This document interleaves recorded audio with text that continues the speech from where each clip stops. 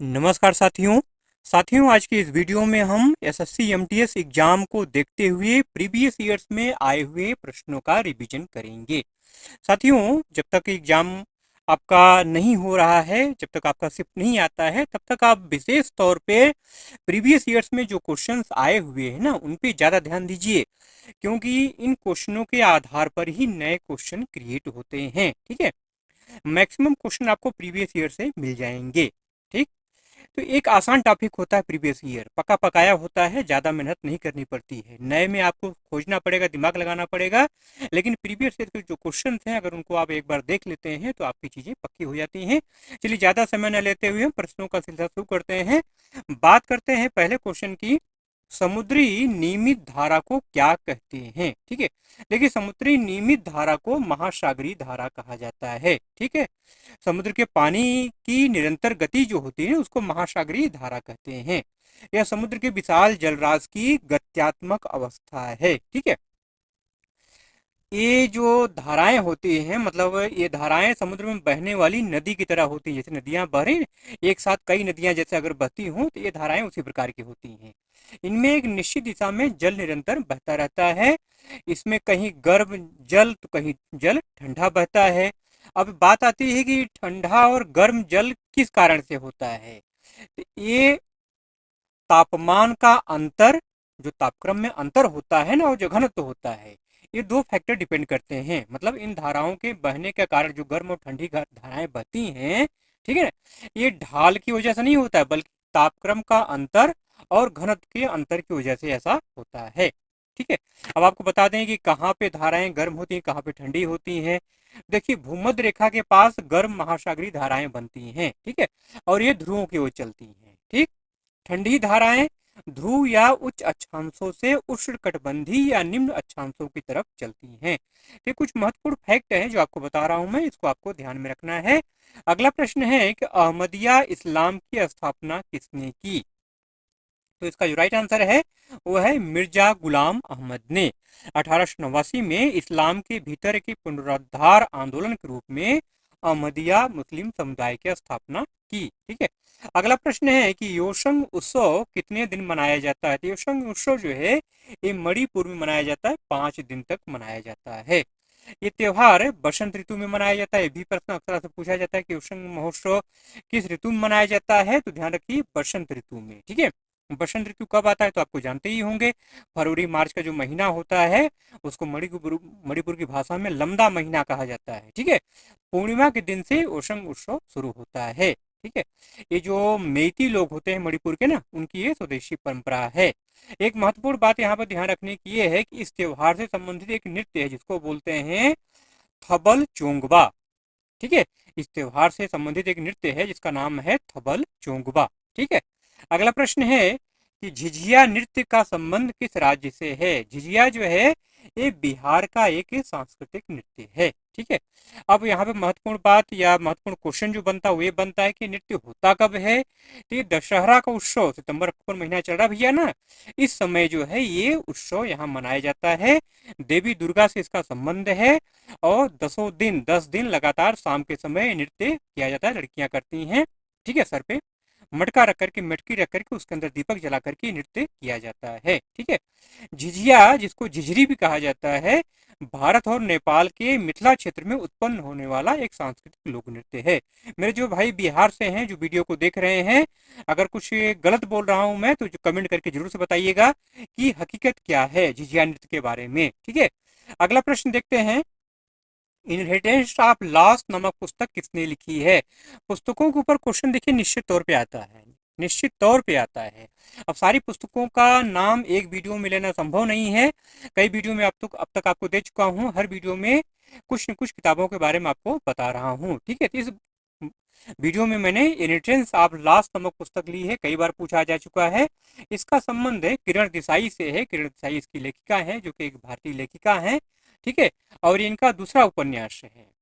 ठीक है, इसे पहली बार 2006 में प्रकाशित किया गया था और इस उपन्यास ने कई पुरस्कार जीते हैं, जिसमें से एक है बुकर पुरस्कार। मतलब जिस वर्ष प्रकाशित हुआ ना उसी वर्ष इसको बुकर पुरस्कार भी दिया गया।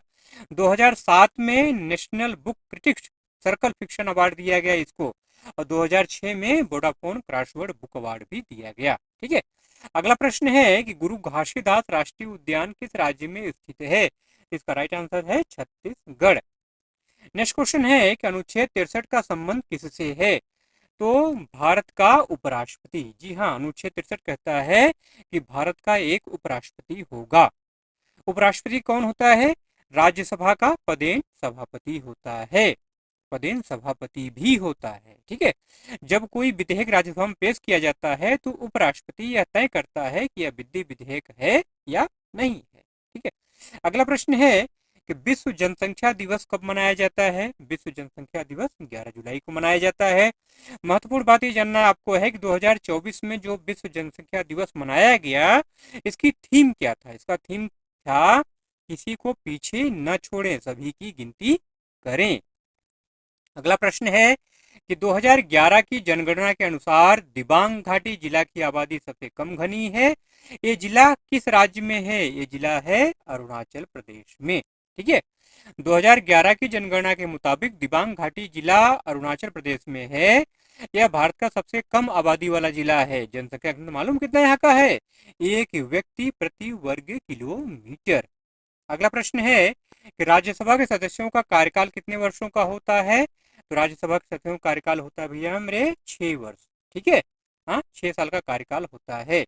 अब महत्वपूर्ण बात ये ध्यान देना है आपको कि राज्यसभा एक अस्थायी निकाय है, मतलब इसे भंग नहीं किया जा सकता। सदस्यों का कार्यकाल 6 साल का होता है, आपको बता ही दिया मैंने जो है। राज्यसभा के 1/3 सदस्य हर दूसरे साल सेवानिवृत्त होते हैं। सेवानिवृत्त सदस्यों की जगह नए सदस्य चुने जाते हैं। राज्यसभा भारत की द्विसदनीय संसद का ऊपरी सदन है। राज्यसभा में सदस्यों की अधिकतम संख्या 250 हो सकती है।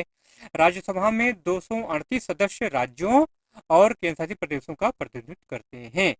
राष्ट्रपति 12 सदस्यों को मनोनीत करते हैं। अक्सर ये क्वेश्चन पूछा जाता है कि राज्यसभा में राष्ट्रपति कितने सदस्यों को मनोनीत कर सकता है? तो 12 सदस्यों को मनोनीत कर सकता है। भारत के उपराष्ट्रपति जो होते हैं राज्यसभा के पदेन सभापति होते हैं। अगला प्रश्न है कि फतेहपुर सीकरी की स्थापना किसने की? फतेहपुर सीकरी की स्थापना अकबर ने की। ठीक है, मुगल सम्राट अकबर ने फतेहपुर सीकरी की स्थापना की थी। यह शहर उत्तर प्रदेश के आगरा जिले में है। 1571 से 1585 के बीच में इस शहर का निर्माण हुआ। अकबर जो है इसे अपना राजधानी बनाना चाहता था, लेकिन पानी की कमी की वजह से ना ये विचार उसने त्याग दिया। ठीक है, और साथ ही साथ इसका एक बनाने का मुख्य उद्देश्य ये भी था जो है कि सूफी संत शेख सलीम चिश्ती के सम्मान में भी इसको बनाने का उद्देश्य था। ठीक है, 1986 में इसको यूनेस्को विश्व धरोहर स्थल घोषित किया गया है। ठीक है, अगला प्रश्न है कि भारत का पहला उच्च न्यायालय कहाँ स्थापित किया गया था? इसका जो राइट आंसर है वो है कलकत्ता। ठीक है, महत्वपूर्ण बात ये जानना आपको है कि सर बांस पिकाक 1862 में कलकत्ता उच्च न्यायालय के पहले मुख्य न्यायाधीश बने थे। इसके बाद न्यायमूर्ति श्री शंभुनाथ पंडित को कलकत्ता उच्च न्यायालय के पहले मुख्य न्यायाधीश के रूप में नियुक्त किया गया। नेक्स्ट क्वेश्चन है कि T20 महिला विश्व कप 2023 कहाँ आयोजित किया गया? इसका राइट आंसर है दक्षिण अफ्रीका। ठीक है, ये 8वां संस्करण था। ठीक है, 10 फरवरी 2023 से 26 फरवरी 2023 के बीच में इसको आयोजित किया गया था। इसका फाइनल केपटाउन में हुआ था और फाइनल में ऑस्ट्रेलिया ने मेजबान दक्षिण अफ्रीका को 19 रनों से हरा करके अपना छठा और लगातार तीसरा खिताब जीता था। ठीक, अगला प्रश्न है कि 8वीं अनुसूची में किन 2 भाषाओं को नहीं जोड़ा गया है? महत्वपूर्ण क्वेश्चन है भैया, टिक कर लीजिएगा, राजस्थानी और अंग्रेजी। ठीक है, भारतीय संविधान की 8वीं अनुसूची में राजस्थानी और संस्कृत को शामिल नहीं किया गया है। ठीक है, राजस्थानी और संस्कृत, अंग्रेजी नहीं, राजस्थानी और संस्कृत। ठीक है, संविधान की 8वीं अनुसूची में कुल 22 भाषाएं हैं। मूल संविधान में 14 भाषाएं थी। ये भी क्वेश्चन पूछा जाता है कि मूल संविधान कितनी भाषाएं थी? 14 भाषाएं थी। साल 2003 में जो 52वां आपका संविधान संशोधन हुआ था ना, अधिनियम, उसके जरिए बोडो, डोगरी, मैथिली, संथाली भाषाओं को 8वीं सूची में जोड़ा गया। अनुच्छेद 343 के मुताबिक देवनागरी लिपि में हिंदी आधिकारिक भाषा है, हालांकि अंग्रेजी को भी आधिकारिक भाषा के तौर पर इस्तेमाल करने की अनुमति है। ठीक है, नेक्स्ट क्वेश्चन है कि भारत का दक्षिणतम बिंदु कौन सा है? इसका जो राइट आंसर है वो है इंदिरा पॉइंट। ठीक है। इंदिरा पॉइंट जो है भारत का दक्षिणतम बिंदु है, यह अंडमान और निकोबार द्वीप समूह में स्थित है। ठीक है। एक महत्वपूर्ण फैक्ट और जान लीजिए। ठीक है, अगर आपसे भारत का उत्तरी बिंदु पूछा जाए तो उसका नाम है इंदिरा कोल, जो कि जम्मू कश्मीर में स्थित है। अगर आपसे भारत की मुख्य भूमि का दक्षिण बिंदु पूछा जाए तो वह है केप कोमोरिन, जो कि तमिलनाडु में स्थित है। ठीक है। अगला प्रश्न है, विज्ञान से संबंधित है, कि पुष्प के अंदर का भाग क्या कहलाता है? पुष्प के अंदर का भाग स्त्री केसर कहलाता है। ठीक है। यह फूल का मादा प्रजनन अंग होता है। ये सबसे भीतरी भाग होता है। इसके 3 भाग होते हैं। कौन कौन से? स्टिग्मा, जिसको हिंदी में वर्तिकाग्र बोलते हैं। ठीक है। यह स्त्री केसर के शीर्ष पर चिपचिपा पदार्थ होता है जहां पराग अंकुरित होता है। इसके बाद नंबर आता है वर्तिका का, या लंबी नलिका जैसी संरचना होती है। उसके बाद नंबर आता है अंडाशय का, यह स्त्री केसर का उभरा हुआ आधार भाग होता है जहां अंडों का निर्माण होता है। ठीक है। अब नर भाग की अगर बात करें तो नर भाग को पुंकेसर कहा जाता है। अगला प्रश्न है कि शोषण के विरुद्ध अधिकार का वर्णन संविधान के किस अनुच्छेद में है? तो अनुच्छेद 23 और 24। ठीक है। ये शोषण के खिलाफ अधिकारों का वर्णन इसमें है। अनुच्छेद 23 के मुताबिक मानव तस्करी और बलात् श्रम पर रोक है। यह अनुच्छेद किसी व्यक्ति को बिना मजदूरी के काम करने के लिए मजबूर करने पर भी रोक लगाता है। हालांकि राज्य सार्वजनिक उद्देश्यों के लिए अनिवार्य सेवाएं लगा सकता है। अनुच्छेद 24 के मुताबिक जो है 14 साल से कम उम्र के बच्चों को कारखानों, खदानों या अन्य खतरनाक नौकरियों में काम में नहीं लगाया जा सकता। अगला क्वेश्चन है कि ओजोन परत पृथ्वी के किस मंडल में पाई जाती है? ओजोन परत जो है पृथ्वी के समताप मंडल में पाई जाती है। ठीक है। ओजोन परत पृथ्वी की सतह से 15 से 35 किलोमीटर की ऊंचाई पर होती है। यह समताप मंडल का ऐसा क्षेत्र है जहां ओजोन की मात्रा सबसे ज्यादा होती है। ओजोन के बारे में अगर बात की जाए तो ओजोन परत पृथ्वी को सूरज की हानिकारक पराबैंगनी किरणों से बचाती है। यह पराबैंगनी किरणों क्या करती है? फिल्टर कर देती है। ठीक है। इसलिए ओजोन परत को पृथ्वी का सुरक्षा कवच भी कहा जाता है। ठीक है। अगला प्रश्न है कि बांदीपुर राष्ट्रीय उद्यान किस राज्य में है? तो बांदीपुर राष्ट्रीय उद्यान जो है ये कर्नाटक में है। ठीक है। चर्चा में क्यों है? क्योंकि यहाँ ये बाघों के लिए बनाया गया है। 1973 में प्रोजेक्ट टाइगर के तहत बाघों की आबादी को बचाने के लिए बांदीपुर राष्ट्रीय उद्यान की स्थापना की गई। ये नीलगिरी जो बायोस्फीयर है ना, उसका एक हिस्सा है। अगला प्रश्न है कि फातिमा शेख कौन थी? फातिमा शेख जो है प्रथम मुस्लिम महिला अध्यापक थी, प्रथम मुस्लिम महिला शिक्षिका थी। ठीक है। इनका संबंध ज्योतिबा फुले और सावित्रीबाई फुले से है। ठीक है। उन्हीं के साथ मिलकर के सामाजिक सुधारों के लिए उन्होंने काम किया था। ठीक है। इसलिए क्वेश्चन एक महत्वपूर्ण है। ज्योतिबा फुले, सावित्रीबाई फुले पर क्वेश्चन निश्चित तौर पे आता है, फातिमा शेख पर भी आएगा। ठीक है। अगला प्रश्न है कि शीतकालीन ओलंपिक 2022 में क्वालिफाई करने वाला एकमात्र खिलाड़ी कौन था? तो मोहम्मद आरिफ खान इसका राइट आंसर है। ठीक है। वे बीजिंग 2022 के लिए क्वालिफाई करने वाले पहले भारतीय एथलीट थे। ठीक है। अच्छा, आरिफ खान का संबंध किससे मालूम है? किस खेल से? स्कीइंग से। स्केटिंग करते हैं ये। ठीक है। स्कीइंग से है। आरिफ ने स्लैलम और ज्वाइंट स्लैलम दोनों स्पर्धाओं में कोटा हासिल किया था। इस तरह वे 2 अलग अलग स्पर्धाओं के लिए क्वालिफाई करने वाले पहले भारतीय बने। ठीक है। साल 2011 में दक्षिण एशियाई शीतकालीन खेलों में उन्होंने स्लैलम और ज्वाइंट स्लैलम दोनों स्पर्धाओं में 2 स्वर्ण पदक जीता था। बीजिंग 2022 उद्घाटन समारोह में आरिफ ने भारतीय ध्वज फहराया था। ठीक है। ज्वाइंट स्लैम में उन्होंने 35वां स्थान हासिल किया था, जो विंटर ओलंपिक इतिहास में किसी भी भारतीय द्वारा इस इवेंट में अब तक का सर्वश्रेष्ठ प्रदर्शन रहा है।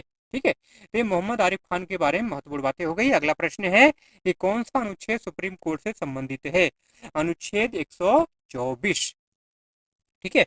मतलब भारत का उच्चतम न्यायालय भारत के संविधान के तहत एक सर्वोच्च न्यायिक निकाय है। संविधान के अनुच्छेद 124 में कहा गया है कि भारत का एक उच्चतम न्यायालय होगा। 26 जनवरी 1950 को संविधान के लागू होने के साथ ही उच्चतम न्यायालय अस्तित्व में आया। ठीक है।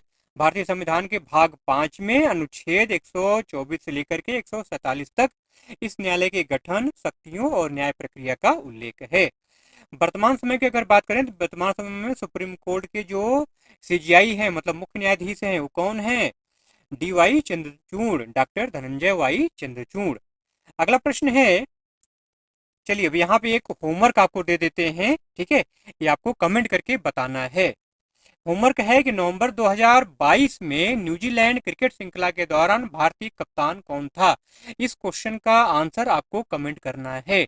अगर आपको इस वीडियो का पीडीएफ चाहिए तो टेलीग्राम चैनल पे जाके आप कमेंट करिएगा। टेलीग्राम चैनल का लिंक डिस्क्रिप्शन में दिया हुआ है, तो वीडियो का आपको पीडीएफ उपलब्ध करा दिया जाएगा। मैं देखना चाहता हूं कि आप लोग कितने सीरियस हैं। अगर मैं चुपचाप पीडीएफ अपलोड कर दूंगा ना टेलीग्राम पे, तो उसका मतलब आपको समझ नहीं आता है कितनी मेहनत लगती है। इसलिए अगर आपको चाहिए तो कमेंट करिएगा, जो भाई कमेंट करेंगे उन्हीं को पीडीएफ मिलेगा। टेलीग्राम चैनल पे जाके पहले ज्वाइन करिए, कमेंट करिए, फिर आपको पीडीएफ वहां पे उपलब्ध करा देंगे। ठीक है। अगला प्रश्न है, 23वां प्रश्न है कि अल्लाह रखा खां का संबंध किस वाद्य यंत्र से है। तो इसका राइट आंसर है तबला। महत्वपूर्ण बात ये जानना आपको है कि 1977 में पद्मश्री पुरस्कार से इनको सम्मानित किया गया था। अगला प्रश्न है कि भारतीय सीमा पर सड़क बनाने का कार्य कौन सा संगठन करता है। तो बीआरओ। ठीक है। बीआरओ मतलब भारत रोड ऑर्गेनाइजेशन। ठीक है। यह रक्षा मंत्रालय के प्रशासनिक नियंत्रण में काम करता है। इसकी स्थापना 7 मई 1960 को हुई थी। आज का अंतिम प्रश्न है कि नारियल में कौन सा वसा अम्ल पाया जाता है। तो इसका जो राइट आंसर है वो है लोरिक एसिड। ठीक है। सरसों के तेल के बारे में भी अक्सर पूछा जाता है, इसके बारे में जान लीजिए। सरसों के तेल में इरुशिक एसिड की मात्रा पाई जाती है, ज्यादा होती है 42%। पाई तो कई चीज जाती है, लेकिन इरुशिक एसिड की मात्रा सबसे ज्यादा होती है, इसलिए इरुशिक एसिड का राइट आंसर है। ठीक है। चलिए इन्हीं प्रश्नों के साथ आज के वीडियो को एंड करते हैं। वीडियो अगर अच्छा लगा हो तो जाते जाते एक लाइक जरूर कर दीजिएगा मेरे भाई, और चैनल पर अगर नए हैं तो सब्सक्राइब करके बेल आइकन जरूर से प्रेस कर लीजिएगा, तभी आपको नोटिफिकेशन मिलेगा। चलिए मिलते हैं अगले वीडियो में। ठीक है। कल आपका एग्जाम है, तो एनालिसिस के साथ मिलेंगे अब आपके साथ जो है। ठीक है। तब तक के लिए जय हिंद।